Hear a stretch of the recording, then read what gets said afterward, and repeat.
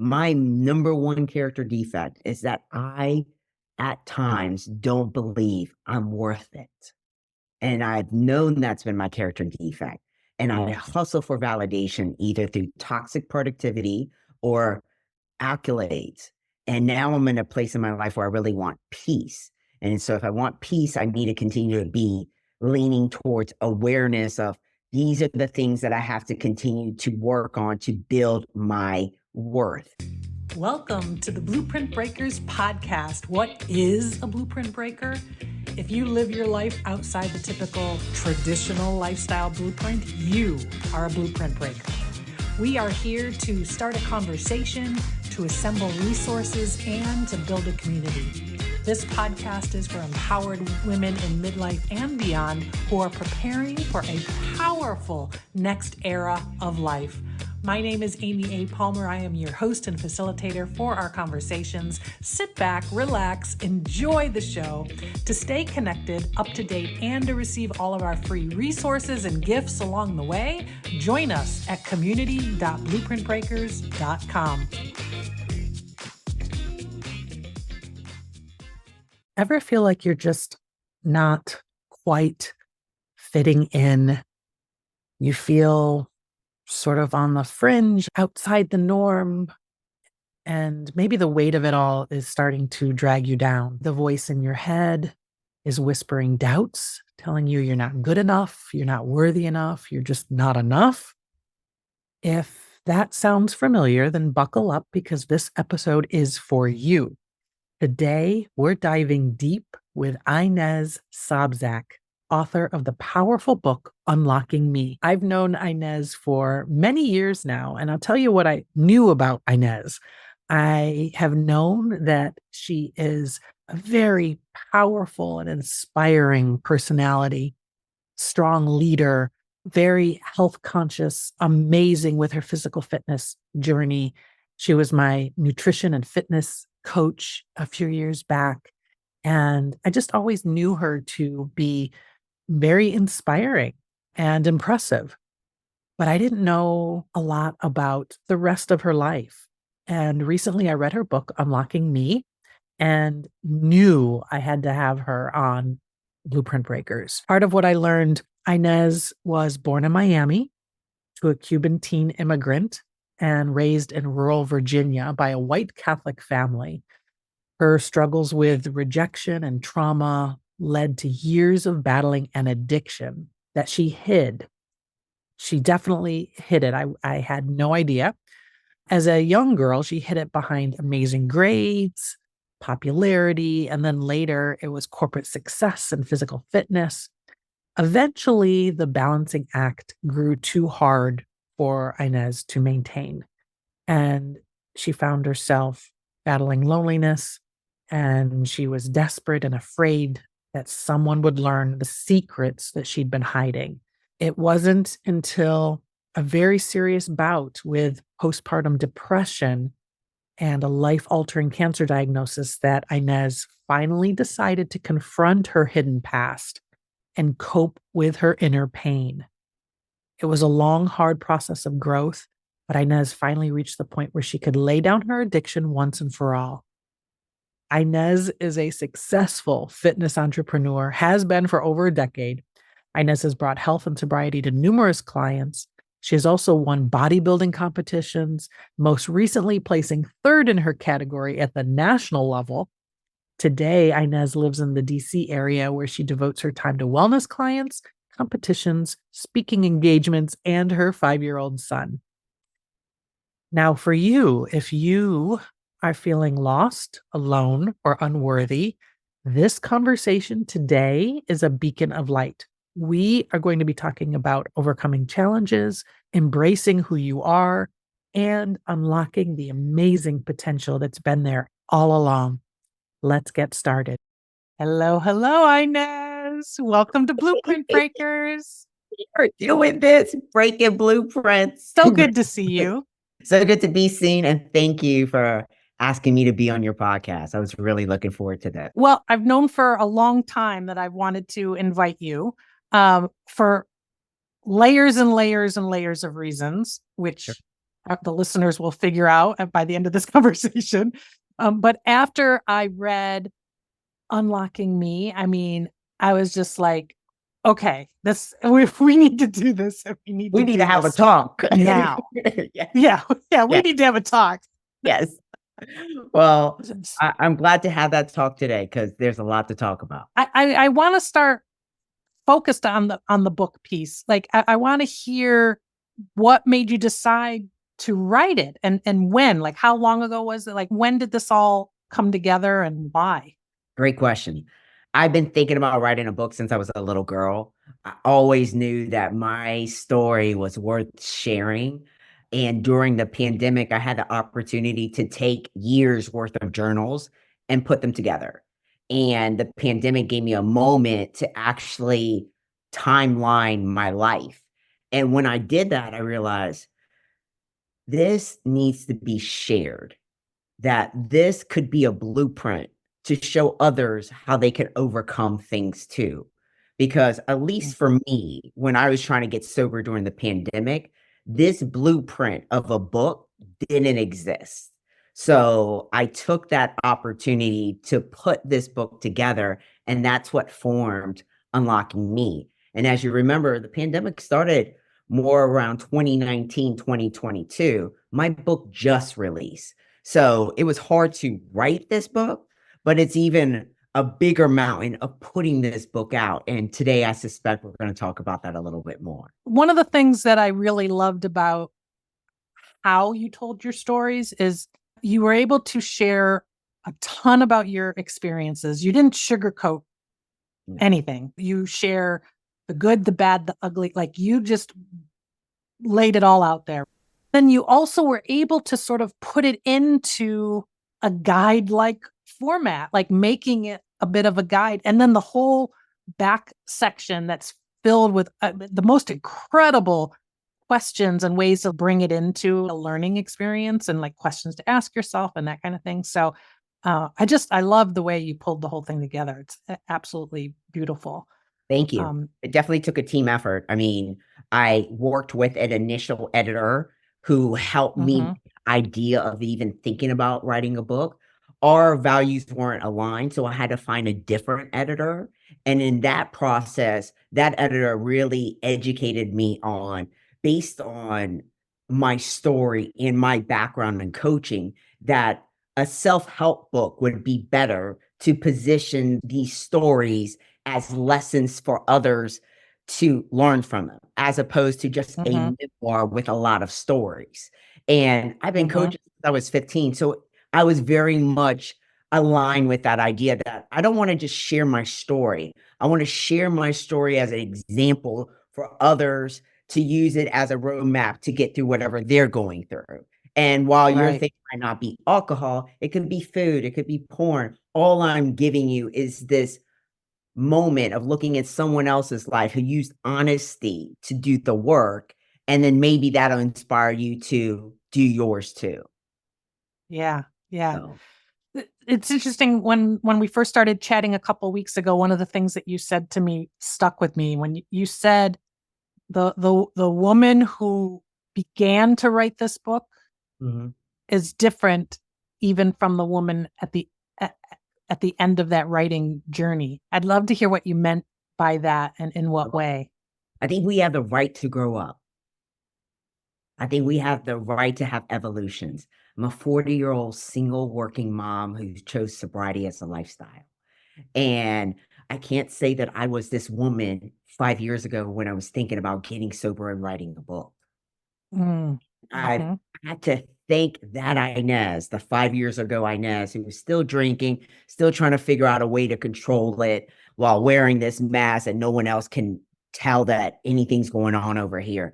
That's a very different Inez than the Inez that finished this book and the Inez that's talking to you today. So I'm in awe of what we can do when we really face ourselves, when we really look inward, get curious, be honest, and do that deeper inner work, because you get the opportunity to meet all these different versions of yourself. And at least for me, my whole purpose of living is to make sure that I reach the best version of Inez that's supposed to be on this planet serving and giving. Well, you cover many different themes and many different types of experiences throughout the book. So I'm just going to like jump into a few of them. You talk about like one of the themes that resonates with me is feeling like an other, feeling unseen, unheard, and really struggling with that at different points in your life. Can you share a little bit about some of those experiences and how you grew through that? I think I have been checking other as a classification since I was born. Mm, And I knew very early that I was different from everyone. The first example was foster care home. My biological mom had a really hard time raising us. And one day she left. And the story I was told was she went to go get a pack of cigarettes. She didn't come back. The babysitter called Child Protective Services and they put us in foster care. I'm a Cuban little girl in Miami-Dade County, and the foster care system was primarily Black, African American. And so I went to primarily Black homes, and I knew I was very different just by appearance, but the way that I talked, the way that I moved, I still spoke Spanish at that time. So I knew very early that I was different or I was other. But at that very same time, I learned to assimilate. I learned to become a chameleon. I learned on to take the traits on of who's around me and to be what they need me to be to get love in return. mm, But I knew the only way I wasn't going to be othered was by employing that technique, learning right, how to read the room and be what you need me to be. So by learning that so early on, by being othered, I never actually belonged because I was always something else than what I was. right. You follow me on that? Yeah. So, I mean, it was a survival mechanism for you Sure. that enabled you to be in these different circumstances, but it So blocked you from being you. yes, that's it. That's it. Right? Yeah. Like it saved me. I got love in the short term, but what I lost in return was my identity, who I was becoming. And so that was foster care. I went through 26 homes between 1 and 4 years old. So that's a lot of homes. That's a lot of Yeah. assimilating who do you need me to be, and a lot of homes that they didn't look and feel like me until I Right. finally got into a home. I was adopted by Michael and Barbara Sobczak, and they were a very Caucasian family. So now I'm in a very Caucasian experience in Miami, Florida, at 4 years old, still trying to figure this out. And the thing that I'm lacking the most is the idea that someone loves me unconditionally. So every time I meet a new family, I'm like tap dancing. Who do you need me to be? Who do you want me to be? And I'm Yeah. doing that now for my adopted family. So now I'm Right. assimilating to their version of what they think a Cuban little girl should be. So they changed my name. They changed the schools I went to. They changed the zip code. I went from living in Miami-Dade County, going to a Spanish Catholic school, to relocating to Waynesboro, Virginia, going to a school of 106 primarily Caucasian students. Right. Oh, And so that's before 5. yeah. Wow. And I talk more Wow. about this in my book, but I didn't realize that until I timelined my life and started putting the journals together and started figuring out, who am I? And what does this belong to me? Whose is this? And really getting back to the beginning. And that is the beginning. When the person who's supposed to love you leaves you, that leaves you othered, that Yeah. leaves big pain. And then from that pain, you trying to assimilate to get that love, that leaves you never being who you really are. And Yeah.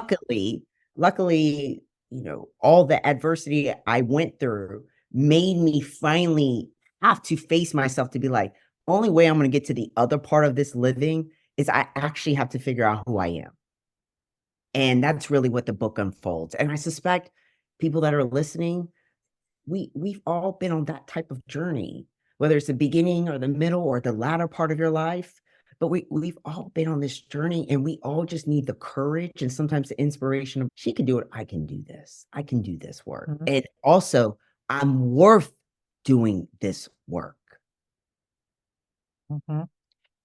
I would think that as you started pulling this information together and like really taking a look at your story, that it made sense to you why you didn't really know who you were, why you needed to do this work to discover that identity. Because when you look at how things played out, it makes sense. How could you have known moving from one scenario to the other? I did. I have a lot of compassion for Yeah, my younger parts.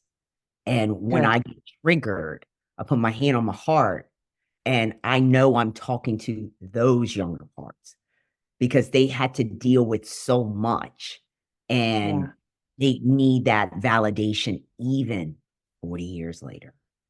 yeah, yeah. So along with that, as whether it was as a 5-year-old and then continuing into adolescence, teenage years, etc. The other thing that you were faced with a lot, which I know a lot of us can relate to, is you continued to work really, really hard to meet everybody's expectations. Like you mentioned a couple of different times throughout the book about, I just wanted to be good. I wanted to be a good girl and do what a good girl is supposed to do. Tell me about how you navigated that and how did you break away from that? Have you broken? Sure. How did you break away and have you broken away from Yeah. from that aspect? I really got this idea very early, and it was just like wanting to be a good girl, wanting to be a good Catholic. My mother's rationale why she adopted us was she told us God told her to. And we got indoctrinated into like going to mass every Sunday and saying the rosary and really understanding that our body is for reproduction and not for pleasure. And there's certain things that women need to do to be modest. And all these things were to get to heaven, to be viewed as a good child in God's eyes. And I mean, I just for a girl who never had unconditional love, I just took that God message and I'm like, all right, Mhm, I got it, and I'm gonna mhm. perfect this. So first communion, I mean, I'm lined up, like hands folded. Let's go. I'm beginning my God journey. And I just wanted to be good because I thought being good equaled being loved. And Yeah. as I got older and things started to happen to me, I realized that's not godly love, that's not unconditional love, nor is that how we're actually supposed to get love.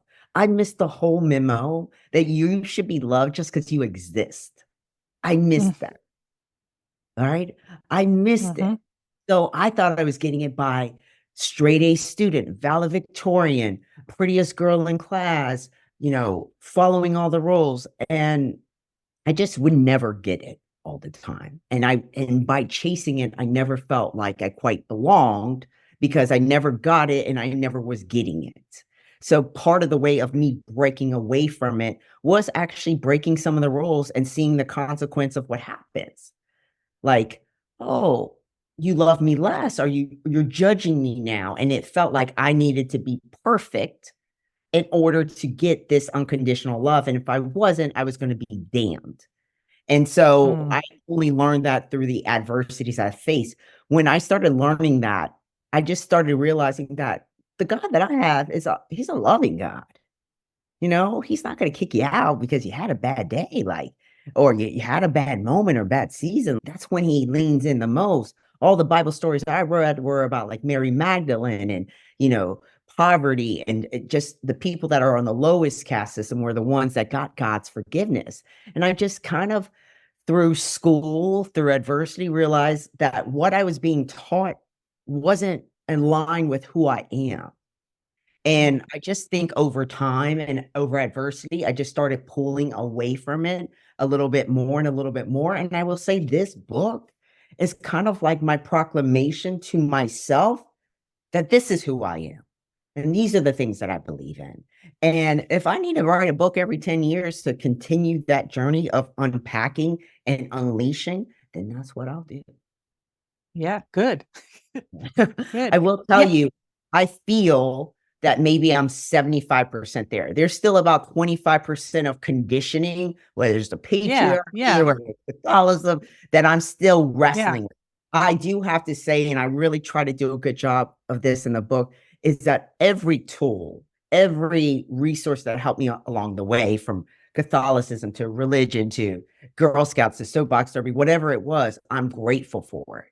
And I think we have the Yeah. ability to say, this tool no longer works. I need to try a different tool.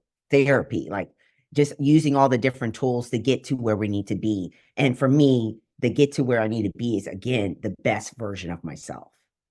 Yeah. Yeah.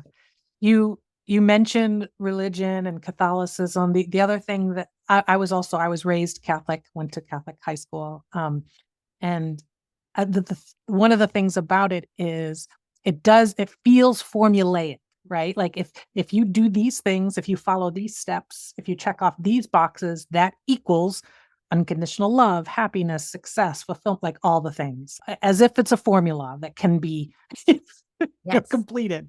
Yes. I found it interesting as I was reading that your spiritual journey also expanded throughout the time, and you had some very whether or not you're comfortable talking about it, but you had a couple different instances where it was beyond your spirituality. Just really, you got a lot of guidance and help and love that was on a bigger scale.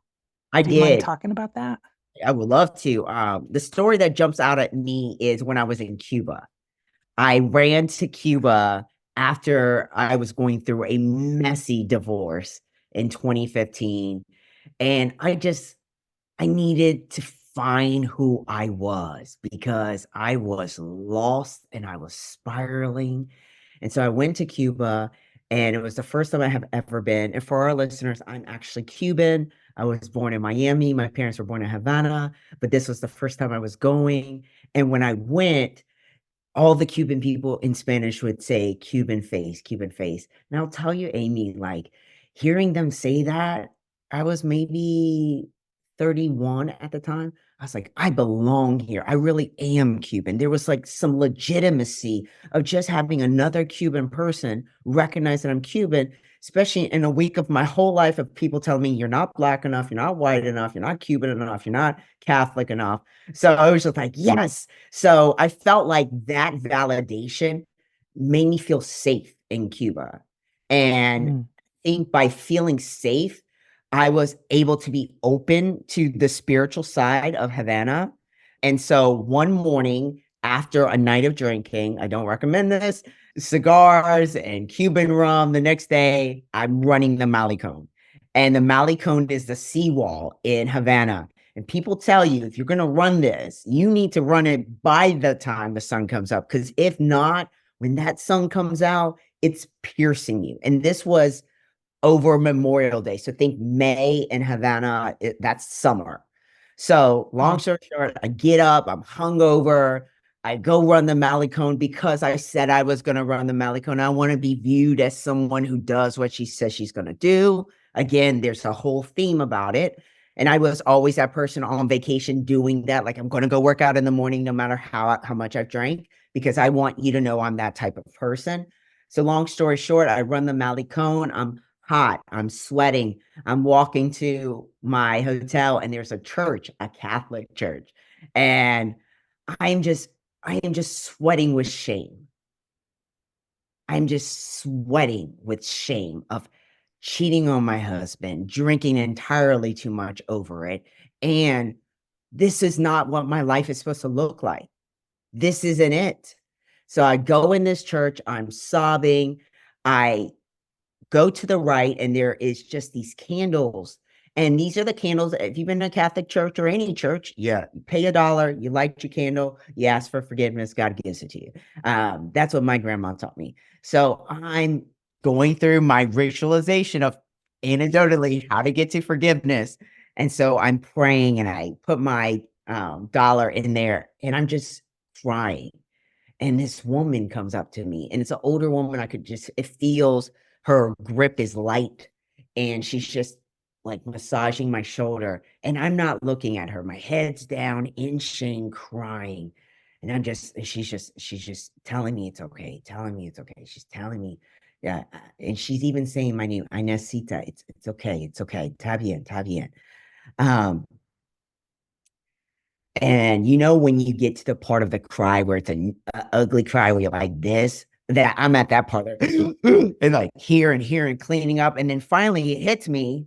I need to thank this woman. I need to pull it together. I need to kind of get back into my social etiquette. So I pull it together and I just like I turn to say thank you, and she's gone, and it's freezing. And I just told you about running in Cuba in May, and I'm freezing.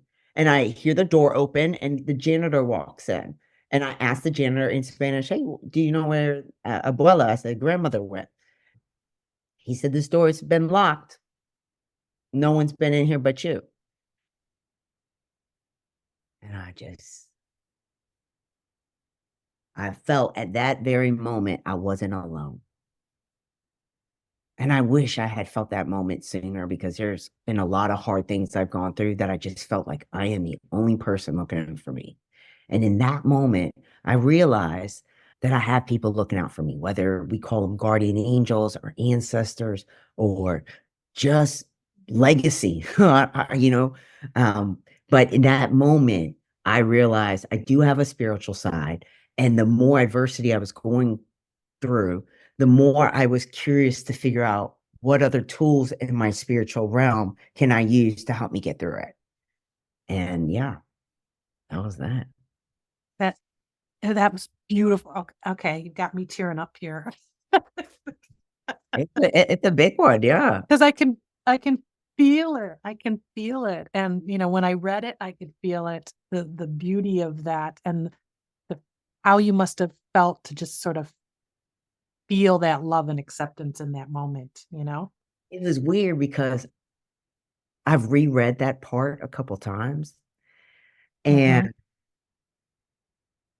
the part that was crying wasn't like the Inez at 30 who was getting a divorce. I think the part that was crying was the part when I was saying bye to my biological mom, Mm. because it was a heavy young cry, a cry that didn't understand why this was Yeah. happening. And it didn't Yeah. feel like that cry matched up to what I was going through, which made me feel, Right. and since then I've understood what had happened, that I've been healing that young girl Yeah. since that first moment with the woman touching my shoulder. So, Right. Right. That but little people get 4 or 5 year really, old. yeah, people get really weirded with like the spiritual side or like ancestors. I don't. And I think Yeah. some when we put that arrogance of like, ooh, woo, woo, we kind of dismiss it.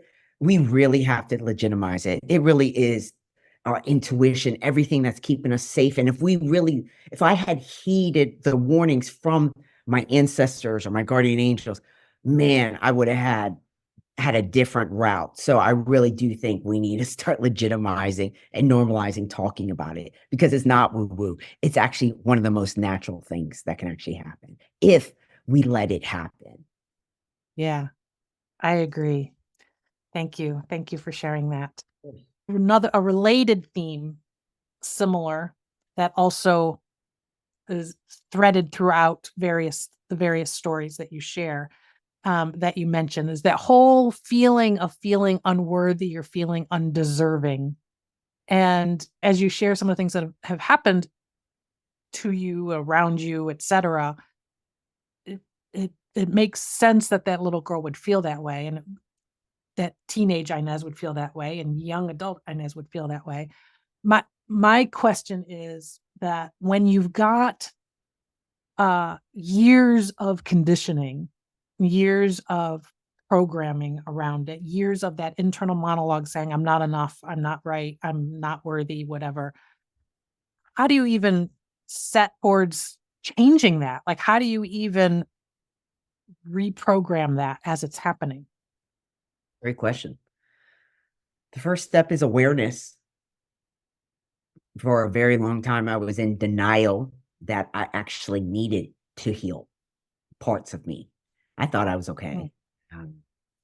Nothing to see over here.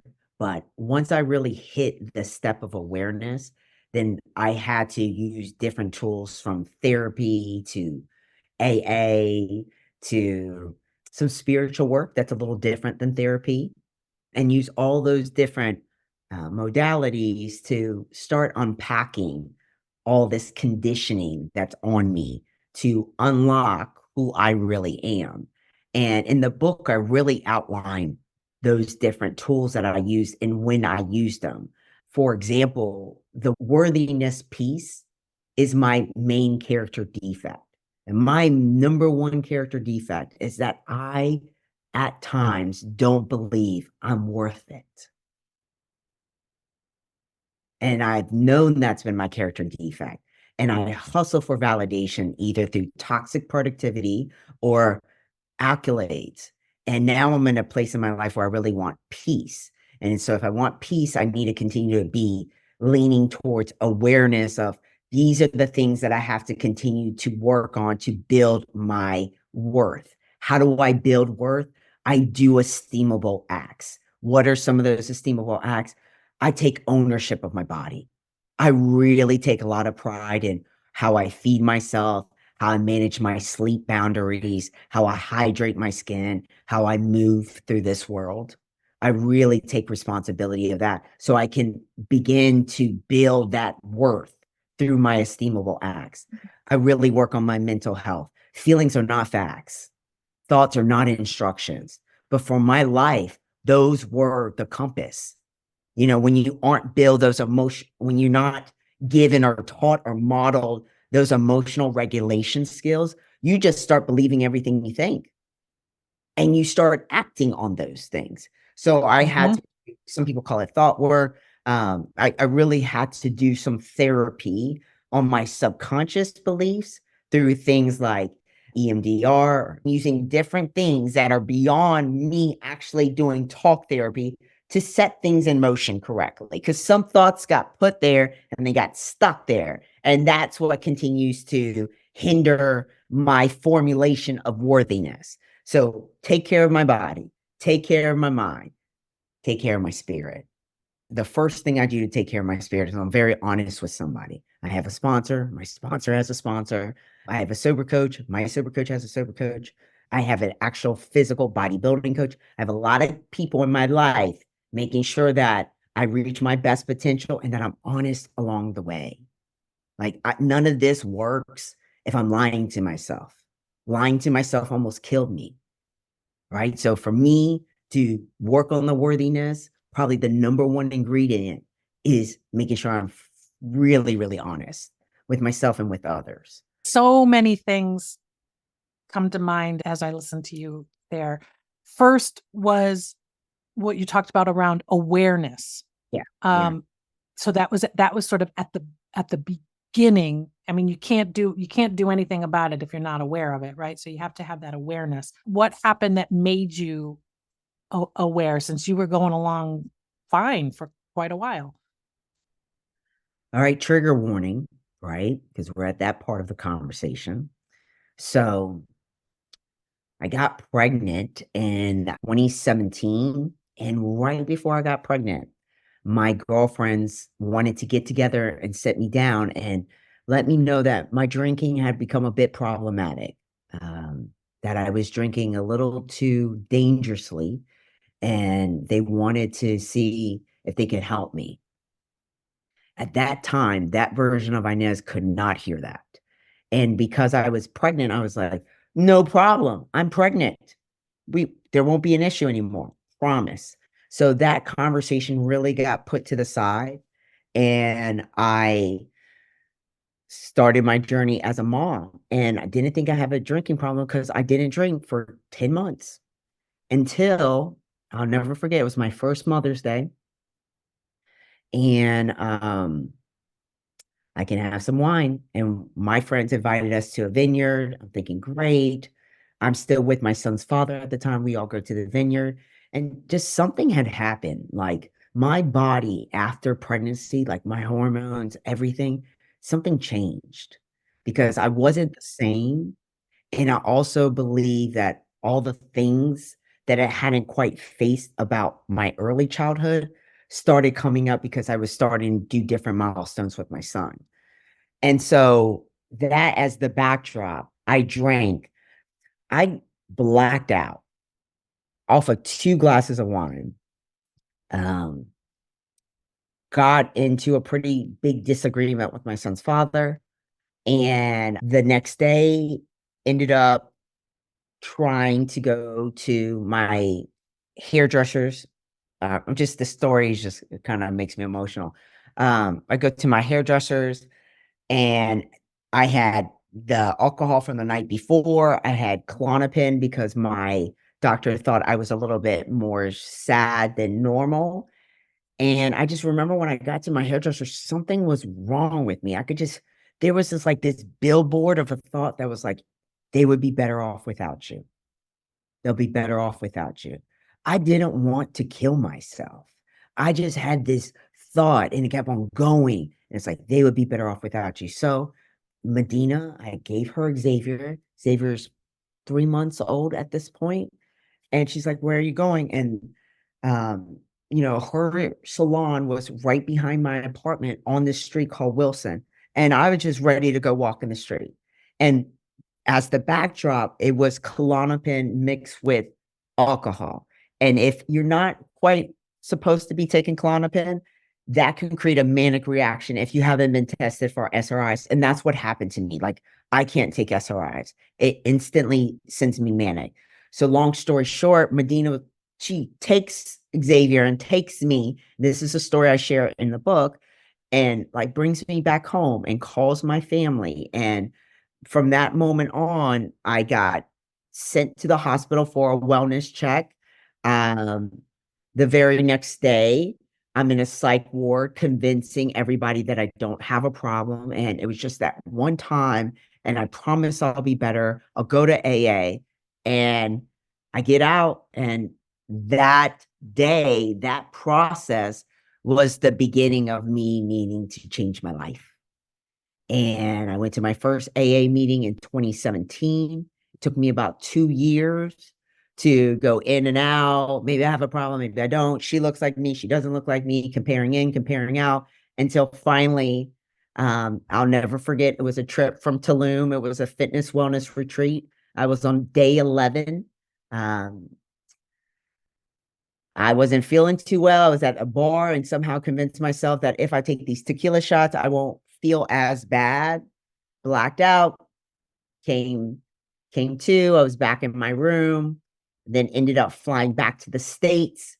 And this is a little bit further in the book, but at that time I was going through breast cancer, and I had finally gotten the notice from the doctor that I had somehow, you can shrink your cancer cells enough or you're not cancer, it's not a cancer reading anymore. And that's what I had. And so that was November 11th, 2019. And I said, if I can beat cancer in a blackout, and I've been at this for about 2 years, and this isn't working, alcohol's not serving me, I can let this go. So it was from having my son in 2017 to beating cancer in 2019, that whole winter in between, to really start this journey. So I got there through a lot of adversity, and a lot of it's self-inflicted, and I take full ownership of it, but I also take full ownership of my healing and recovery. So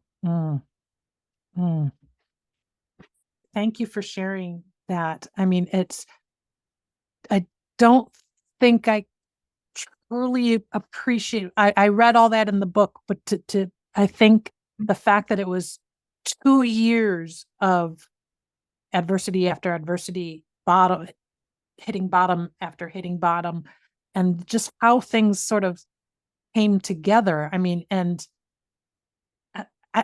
obviously I agree in so many ways that Xavier is definitely a saving grace.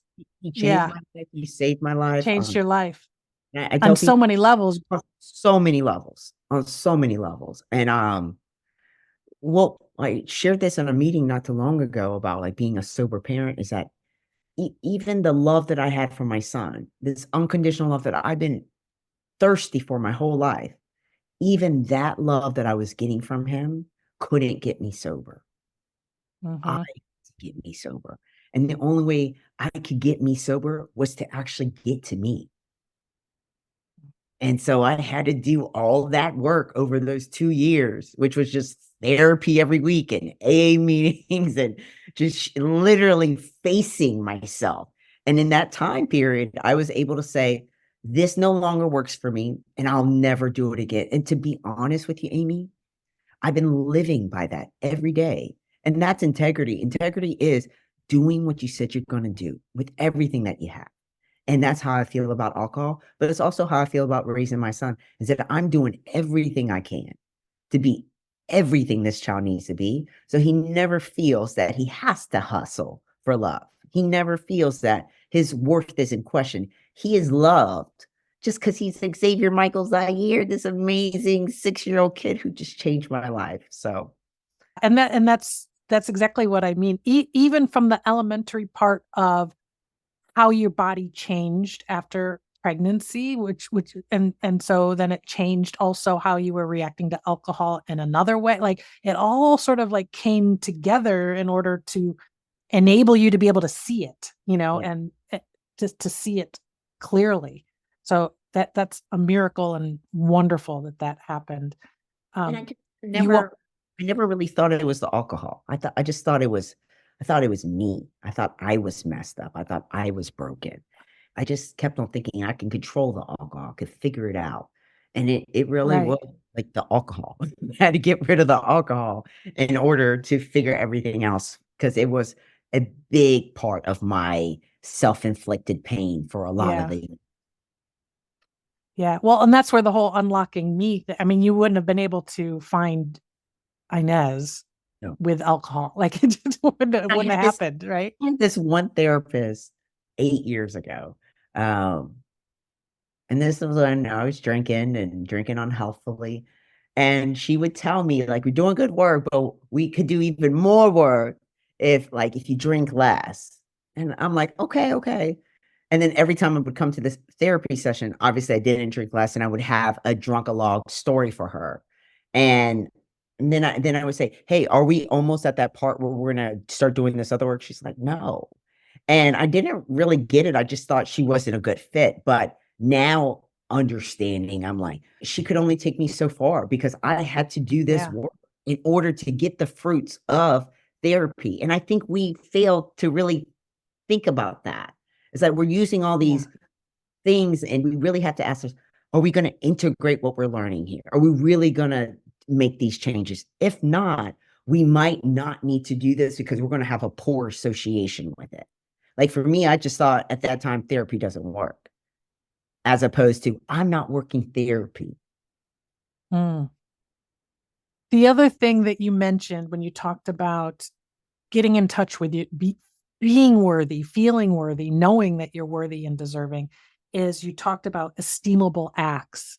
And when you described that and you described how you take care of your body and how you live a healthy life, what that inspired in me is that that felt like it felt like an avenue of gratitude. Like that there was one way of sort of honoring God, honoring your best version of yourself, and that's by showing pure gratitude to your body, your health, and everything. Um, is that at all connected to your coaching journey, or is there anything there that you could share with us? Sure. It's very connected to my coaching mentality and principles is that we want to work on our relationship with food, movement, self-care. It all starts with our relationship. And so for me, for someone who's coaching others on how to improve their relationship with alcohol, food, I want to lead by that. So when I say I'm working on esteemable acts, I very much practice what I preach to my clients. Like, I don't let my Mhm. body beg me for food and water. Self-care isn't an after effect thing. It's something we do preventive so we never need it. Um, Mhm. so I'm very much trying to live by that so I can coach it authentically. And so my clients can be inspired by it too, because, I'm 40 and sometimes my clients were like, uh, either I had to hit an age milestone or circumstance milestone. Like, for example, when I was in my 20s and I wasn't pregnant, most of my clients would be or my clients who were having children or had children, they would say, well, when you become a mom, you'll realize how hard this is. And I always said, you're absolutely right. I don't know how hard it is. And when I become a mom, I'll better understand. But here's how I can help you. Right. So the same thing happened at 40. When you get 40, it's going to be 10 times harder. Now I'm 40. And I beat breast cancer and I'm sober and I have a child. And I'm really trying to not say, whoa, look at me. I'm trying to say all this comes from our relationship with these items. So let's work on that. So it defies age. If we really have a good relationship with food and movement and sleep and boundaries, no matter if we're 40, 50, 60, it always works. You just keep on improving it and keep on improving it. And so I'm trying to live that and I'm trying to coach that. And I'm really trying to fire people up again that like life isn't over just because you're 40. It is just beginning. And let me lead the way. Let me go to the front of the class and show you how it's done. And so you can do it too. I love that. And I can only imagine how you've changed as a coach and mentor and guide of other people through this. Cause you've been coaching and helping and changing people's lives all the way through this while you were in the thick of it, while you were learning, while you were healing. Has that brought you any particular insights? The fact that your type of coaching has evolved. So any thoughts behind that? It has. I mean, I've been coaching since I was 15, and it's gone from group fitness to personal training to one-on-one nutrition coaching to corporate wellness presentations at organizations to sober coaching now. Even during the pandemic, I was doing a little student coaching. I love that in this career, there's so many dimensions to it. There's so many ways you can evolve. And I like that I don't take myself so seriously that I have to be one thing all the time. Just like I said earlier, you have the right to grow up. You have the right to continue to evolve in your career. You have the right to pivot or whatever works best for you to continue to serve. And I know every time I'm about to make a new adjustment, there's that initial fear, but I always get the reassurance that I'm going to serve better. And so as long as I'm serving better, then I want to keep on evolving as a coach. And I will tell you, I'm a coach who's also a parent. So I feel like being one, they keep like I feed off of them and I keep on getting better by Mhm, doing both of them at the same time. So mhm. That's beautiful. So where can people get Unlocking Me? you can get Unlocking Me anywhere books are sold, but let's support the local booksellers. So please get it from a local bookseller. If they don't have it, they will order it for you. I know that. Also, you can get Unlocking Me straight from my website. It's www.fit-nez.com. If you do get it from my website, please also get your free fitness guide on any topic as a gift from me for listening to today's Blueprint Breaker. I'm so grateful to have your ear and hope you get a lot out of the guide. Oh, thank you. I love that. I love that. Well, it's been wonderful talking with you. I mean, we could do like 10 different podcast episodes on all your various experiences and learnings and journeys. So there's so much we can cover. So I'm telling the listeners, get the book. There's a lot, there's a lot more in Well, I there would for sure. appreciate it. There's some great Yeah. questionnaires at the end. If you end up answering any of the questions, DM me on social media on Fit-Nez. If you answer one of those questions, I promise I will send you a Fit-Nez shirt just for doing the work. But Amy, thank you. Thank you for your time. Thank you for this opportunity. I've really enjoyed talking to you. And I'm so proud of all the success you are making in the podcast land because I listened to every single podcast and I loved it. And I'm going to 5-star review and I want you guys to do the same thing. And I'm going to share it with a lot of people because this is worthy. Thank you. Thank you. Thank you for being here. And thank you for all that you're doing. Thank you. Talk to you soon. Thank you for joining me for today's episode of the Blueprint Breakers podcast, Unlocking You. And a special thank you to today's guest, Inez Sobczak, author of Unlocking Me. Check her out at Fit-Nez.com. That's fit, Fit-Nez, Nez.com. And for you, the listener, thank you for listening. Please remember to subscribe and follow. And to always be in the loop of what's happening at Blueprint Breakers, please sign up at community.blueprintbreakers.com. Have a great week. Keep on breaking those blueprints and writing your own.